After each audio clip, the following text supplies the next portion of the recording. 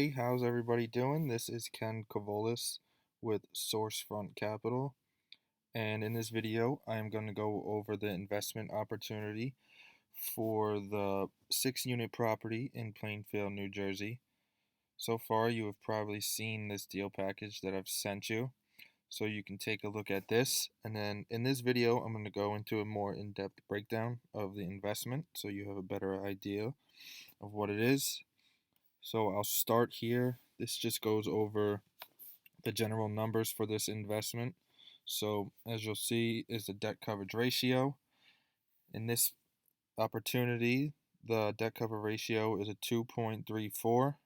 So that's way better than the average minimum criteria of 1.25.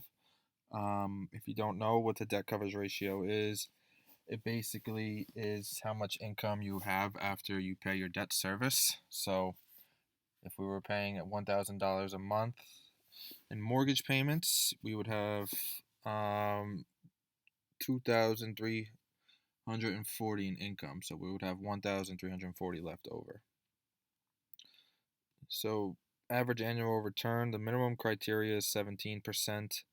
We have 24, and we'll go more into depth about how this number comes about. But basically, this takes in all of the cash on cash return, the forced appreciation, and the amortization of the loan. Internal rate of return, again, we're higher than the minimum criteria that this software calls for, but usually calls for 15%. We're at 21.5. Expenses, 48.7%. That's typical. Usually it's around 50. So 48, I have no reason to believe that the seller has steered me wrong. I did not include a refinance in this underwriting, so we don't have to worry about that. And then the average cash on cash return, typical is 9%. We're at 14.9%.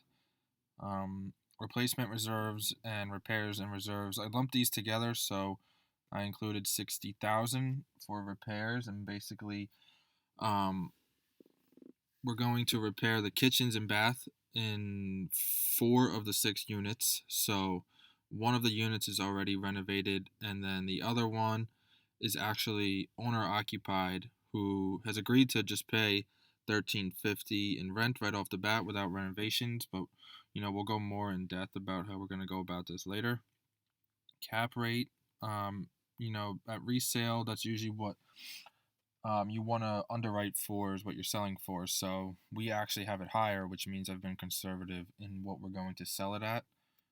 And then my underwriting includes a sale in year 5, but we have no refinance. And this deal size, since it's smaller than $1 million, we cannot get a non-recourse loan, so someone would have to guarantee the loan.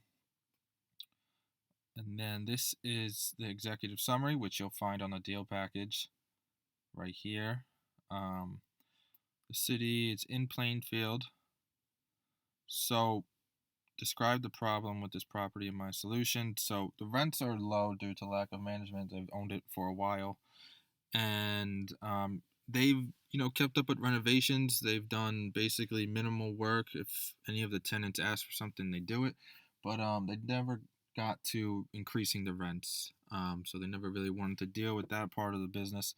So there's a lot of value add opportunity. The average for these type of apartments in the area is $17.50. That's I guess newly renovated apartment. I underwrite for $14.50, so we're well below that. Again, conservative.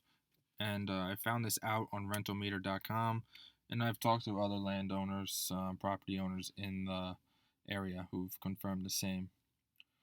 All the units are currently occupied, and they're all running fine. Again, they did keep up with renovations. They just never increased the rents, and the tenants pay for all utilities, so expenses aren't high. And then we're putting in the brand new kitchen and bathroom. This should say for the units. So cost probably around $50,000, and then $10,000 to the exterior for new siding. And that brings us to the $60,000. how did I arrive at the cap rate and refinance from sale? I'm a commercial broker as well, so I'm in the area a lot looking at properties, and I see a lot of properties selling at a 9%, 8%. So again, I'm at 10%, so a little conservative. And why is the owner selling? He's retiring and he wants to move. So I submitted the contract. I visited the property. I've spoken to mortgage brokers, and this is a value add opportunity. So I've done a lot of the grunt work so far. So we're in the final stages here. Scenarios. So basically, this gives me 4 versions in the software, but we don't need all of them. The marketing package is usually what I would put in if I got it from a broker. My version is what I would put in based on my own estimations, and then projected is what we would get after we increase all the rent to minimize the expenses. And the offer is basically the numbers I'm making the offer on. So, they're all pretty much 1, 2, and 4 are going to be the same because I'm making an offer based on what the owner has provided. I have no reason to believe that the numbers are wrong. Projected, this is what we'll be at once it's a fully stabilized asset. So right now you can see that the average monthly rent is $10.58, and if you go to this deal package, it shows you how I get to that number. As you'll see as we go down, this is where $10.58 comes from. This is what they are at now. So I just put it at 2019, but these are the currents, and this is what I plan on increasing the first year. So you'll see that $13.50. This is the owner occupied one, which will basically the owner has agreed to pay $13.50 the first year, and then we'll jump it up to $14.50 the next year. But 4 of the apartments that are being renovated is this one, this one, this one, and this one. So we're going to jump these up when we renovate it the first year, and then the second year we're going to renovate this one, and then eventually they'll all be at $14.50. But you can see how I got these rents when I calculated them, and these are the averages. So again, when I project, I'll be at $14.50 an average, and then this is the total net income after vacancy. These are the expenses. So real estate taxes, $17,000, insurance, $35,000, trash removal. This is, I just lumped this in for the Plainfield Municipal Utility Authorities, so it's $5,200. The owner never specified what that includes, but he does say he pays that much. And then repairs and maintenance, I just did 5%, and then that brought us to $29,480 for expenses. And then there you have it. There's the total expenses, the net operating income, and then the debt service based off of a 4% interest rate, which I was told by a broker would be the going rate right now, amortized over 25 years. So that brings us to a debt coverage ratio of 1.91 if we keep things as they are. And then cap rate, that's how much it would be worth if we didn't do anything, but we're going to do more. And then we'll go to projected here. So this is what they'll be at after we increase all the rents and they're fully stabilized. A few things to look at is basically all the rents will be at $14.50. The gross potential income will increase. Total net operating income will increase. And expenses will basically stay the same. We'll just add the manager in there for 8%. I will also be managing this property. So I will basically be managing the manager, making sure everything works out to the plan that I have. And this is the total expenses, $37,414. Net operating income increases to 61. Again, this is based off the same interest rate, amortized over the same years, and then you get to this debt coverage ratio, 2.75, and then we'll dive more into these numbers, but you can kind of get a basic sense of where it's at. So we'll go to the summary of this property. So you've seen a lot of this already, but just want to go over it some more. 6 units, asking price $472,500, price per unit $78,750. Earnest money deposit is just 1%. This will be the down payment, and this is the first mortgage. So basically, your loan is 75%.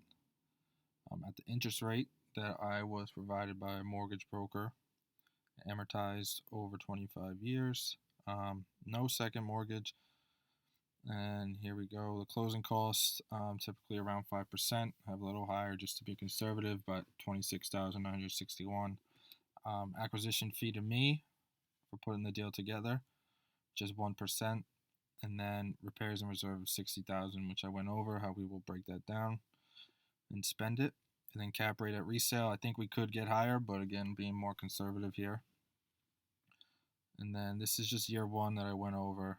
We didn't do anything. And then it just goes more. This is the average over the life of the investment. And then member equity, 80%. So whoever brings the capital to the project would get 80%. Then I would get 20%. And then you can kind of see cash flow to the members the first year, cash on cash return the first year. This is to the members, so this doesn't include me. And then this is the average annual return over the life of the investment, total return on investment, which would be all of the cash over the 5 years, and then from the sale as well, how much you would profit from the sale. So you get 120 over 5 years. IRRs, this is the internal rate of return. Profit and loss. So this just goes basically into more of how I underwrote this property. But you'll see that the annual rent escalator is increasing by 3% every year, and the same for expenses. So this is the end of year one, which will have like the average monthly rent being $1,304, and you get that from 2020 here. This is what we're increasing the first year. So that'll be the average rent, and hopefully we can get that up right away. We include the 5% vacancy. The expenses are the same as before. We have the management in there. And then you can see this will be our net operating income the first year. And this is the debt service. You can see cash flow available for distribution. This is going to be the total debt service that we pay annually over the 5 years. And then this is the cash flow to members, and this is the cash flow to me, and it's split up from this number. And this is just what the investor would bring to the table. That's just a one-time investment that covers the project. And then this is what we would be able to sell at the first year. And this is through forced depreciation. Second year, same thing. Everything's being increased by 3%. We'll have everything stabilized at $1,450 the second year. And then basically we'll have a jump in net income. Expenses, like I said before, will increase by 3%. So our net operating income would be $60,000, and then cash flow would jump up $8,000 from the year before, and then you'll see that it jumps up here to the investor, and then to me, the $7,687, and that's all from the same initial investment. Then this is the cash on cash return that year, and then you have that average from the 2 years, and then this is what would be what we could sell at if it was a 10%, and if you look, if it was just a 9%, it'd be even higher. Third year, so everything after the second year is pretty basic. We're just keeping things steady, increasing the rents by 3%, trying to lower expenses, but calculating for a 3% increase. Everything's the same. That's year 3, 4, and 5 is basically going to be the same thing, keeping everything steady, general maintenance, staying on top of everything. But you'll see that everything goes up. The cash flow to the members, the cash on cash return, and then the average cash on cash return, and then it gets to here, which we could eventually sell at in year 5. So we'll go over more in depth of how I came up with these numbers. So the acquisition cost, you'll see, is these 4 here, which is the down payment, closing cost, acquisition fee, repair, and escrows. So I kind of went over everything. This will go over more of the closing cost here, and you'll see this in this breakdown, how I arrived at the closing cost. And basically it's just a standard LLC for the smaller deal, property inspection, lead paint inspection, environmental appraisal, structural lender, bank document preparation fees, origination fees. So I cover everything. Make sure we have everything included. Make sure we don't run out of money. Make sure this is a safe project that is smooth from start to finish. Exit strategies. I have the exit strategy as just a simple sale in year 5, and this is what our net NOI would be in year 5. Selling at a 10% cap rate. You can see we can sell at this number. Sales cost, basically a brokerage fee, and any legal fee that we might have. And then this is what we'll own, have outstanding on the loan. We'll pay that off, and then basically this would be the total equity we have after. And then this goes directly back to the member. This is the net proceeds from the sale, as you can see. And then basically you're getting everything back plus 96,134. And then I would get this at the end. And then here we go. This just goes over what I said before, and that's how we got to the IRR. And you can see the average cash on cash return here at the end of year 5. That's what it'll be at. Returns. This is a more in-depth breakdown of how you're getting the returns and what they look like year after year. So you see in year 1, this is the cash flow from the initial $209,000 investment. This is the percentage and the average, and this is the total return on investment year 1, which is just cash. So that's all we're getting from year 1 to 4 is cash back. That's what you'll see at least. But we're also getting the appreciation and the amortization, which would be captured in year 5. As we go on, you'll see. But you'll see it go up in year 2, 3, 4. This is what you're getting year after year, which is good, just in terms of cash. But you'll see in year 5, we get the net proceeds from the sale, and then that's how we get to the 24% average annual return. You're getting the members get everything back, and then basically year 5, this is the cash here, and then the net proceeds from the sale, and that's how you get the total return on investment. And that's just to the member. So that's just to the person who brought the money to the deal, and you'll see getting 120% return over the 5 years. So I think that's just 24 times 5, which is average annual return. But this breaks it down more here. This is the average cash on cash return. This is the internal rate of return. It's all good. And then you can see how my payment is over the life of investment if you want to take a look. So first year I'm getting the cash and then the acquisition fee, and then just cash flow, and then I'm getting the cash flow and then proceeds from the sale in year 5. We don't have to look here. This does not have anything to do with this, the IRR. So this just goes over the IRR, which is basically just the cash flow and the proceeds from sale. It shows you how you get to 21.47%. And then as we go on, it just goes more in depth of the project, which basically next is the loan that I've calculated for in this underwriting. But basically, it just shows what we're paying year after year and how our balance goes down. And then this is the same thing here. As you'll see, it just goes month after month, what we're paying, and breaks it down more. So that's it. That's the investment. I hope you guys hop on board.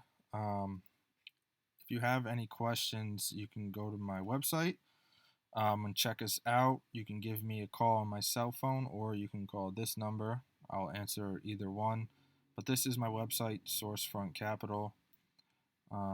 This is our attorney who's going to be doing all of our deals. And then this video is going to be on my YouTube channel, Sourcefront Capital. And that's it. So thanks for watching, and I hope to hear from you soon. Thank you.